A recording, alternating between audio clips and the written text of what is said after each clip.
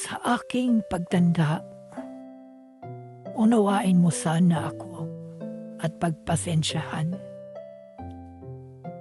Kapag dala ng kalabuan ng mata, ay nakabasag ako ng pinggan o nakatapo ng sabaw sa hapagkainan. Huwag mo sana akong kadagalitan. Maramdamin ng isang matanda. Nagseselfie ako sa tuwing sinisigawan mo ako. Kapag mahina na ang tenga ko at hindi ko na maintindihan ang sinasabi mo, huwag mo sana akong sabihang bingi. Pakiulit na lang ang sinabi mo o kaya pakisulat na lang. Pasensya ka na anak. Matanda na talaga ako. Kapag mahina na ang tuhod ko, pagtiyagaan mo sana akong tulungang tumayo. Katulad ng pag-aalalay ko sa iyo, noong nag-aaral ka pa lamang lumakad. Pagpasensya mo sana ako kung ako man ay nagiging makulit at paulit-ulit na parang sirang plaka. Basta pakinggan mo na lang ako, huwag mo sana akong pagtatawanan o pagsasawaang pakinggan.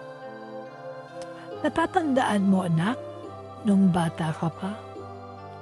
Kapag gusto mo ng lobo, paulit-ulit mo yung sasabihin. Maghapon kang mangungulit hanggat hindi mo nakukuha ang gusto mo.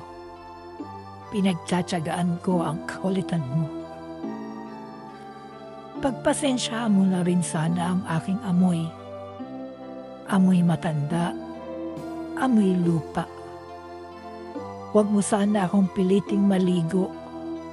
Mahina na ang katawan ko. Madaling magkasakit kapag nalamigan. Huwag mo sana akong pandirihan. Natatandaan mo ba nung bata ka pa? Pinagtsatsagaan kitang habulin sa ilalim ng kama kapag ayaw mong maligo. Pagpasensya mo sana kung madalas akong masunit. Dala marahil ito ng katandaan. Pagtanda mo, maiintindihan mo rin. Kapag may konti kang panahon, magkwentuhan naman tayo. Kahit sandali lang. Inip na ako sa bahay. Maghapong mag-isa. Walang kausap. Alam kong busy ka sa trabaho. Subalit nais kong malaman mo. Nasabik na akong makakwentuhan ka. Kahit alam kong hindi ka interesado sa mga kwento ko. Natatandaan mo anak, nung bata ka, pinagtsatsagaan kong pakinggan at intindihin ng pautal-utal mong kwento tungkol sa iyong teddy bear. At kapag dumating ang sandali na ako'y nagkasakit at naratay sa maning na karamdaman, huwag mo sana akong pagsawaang alagaan. Pagpasensya mo na sana kung ako man ay o madumi sa higaan. Pagtiyagaan mo sana akong alagaan sa mga huling sandali ng aking buhay. Total hindi na naman ako magtatagal.